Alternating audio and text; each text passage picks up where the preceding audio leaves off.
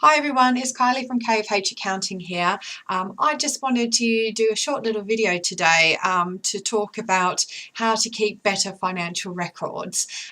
This is one of the most important tasks I truly think as a business professional, and it's really important to try and stay organised and get in line and on top of this task before it becomes a little bit too daunting. There's a couple of ways you can do that. I mean, there's a lot of cloud accounting softwares out there at the moment, and it does make it a lot easier and quicker.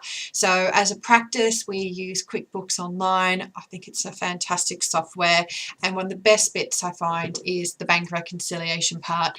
I literally click a button every morning, the transactions from the previous day filter through, it matches off if I've been paid an invoice, which is great for my debtor control, and then you also find it then flows through to my report. So if I want to see how I'm doing from a sales perspective that month, or I want to run a report to see what type of expenses have been paid or what bills I've still got to pay, I can do that all at the click of a button. Really very friendly software and doesn't have to cost the earth. We can actually offer you QuickBooks for as little as £6 a month. So if you have been thinking it's now the time to get on board with using cloud accounting software, then by all means get in touch with us and we can help you. So every morning, first thing I personally do is check my business bank account and run my QuickBooks, reconcile my bank accounts, and generally just start by looking at my numbers every single day. And it's a really good habit to look to really get into. The other thing with that is also just make sure that you are keeping those invoices up to date. Make sure you are chasing people who haven't paid you, and also that you're also keeping in line with your bills too. When you're a sole trader, very commonly I get asked about, do I need to keep a bank account, a separate bank account? And legally you don't, but from a practical point of view, you always should keep a separate bank account.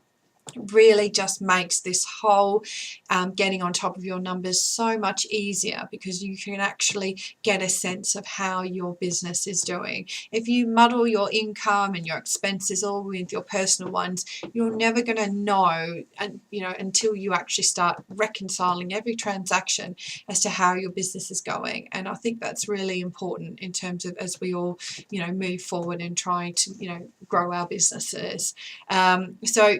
Try not to keep your doing the tax return right until the end. You will find if you get stuck and everything, it's a little bit harder to then find accountants at that time, because we're dealing with all sorts of tax returns at that time as well.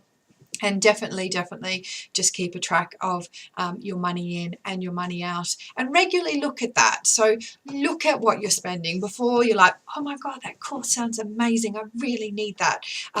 Take that step back and say, well, actually, is this something that maybe I could save towards? Or, I'm just going to leave it for a week, and if I still feel that doing that course is going to amazingly make me want to actually go and purchase that, then fine, okay, invest if you have the money. If you are constantly having to top up your business account from personal funds, then you need to take that step back, okay? The whole idea of spending what you don't have, it's not a good habit to get into when you're running a business, because ideally we all want to make money out of our business. That's what we do. We don't want to sit here and spend all this time doing all this work for nothing, for no reward. So definitely make sure that you're doing that health check on your business financials very regularly. If not quarterly, then at least at a 6-month point. And again, if you have an accountant, or again you're looking for an accountant,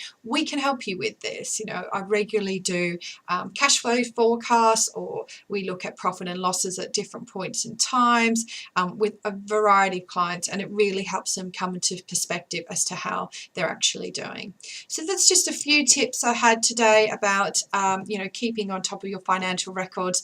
Hopefully that's been helpful, and if you need any help, or if you're looking for a friendly, helpful accountant at all to come and take the stress of your financial record keeping away, then by all means please do get in touch with us.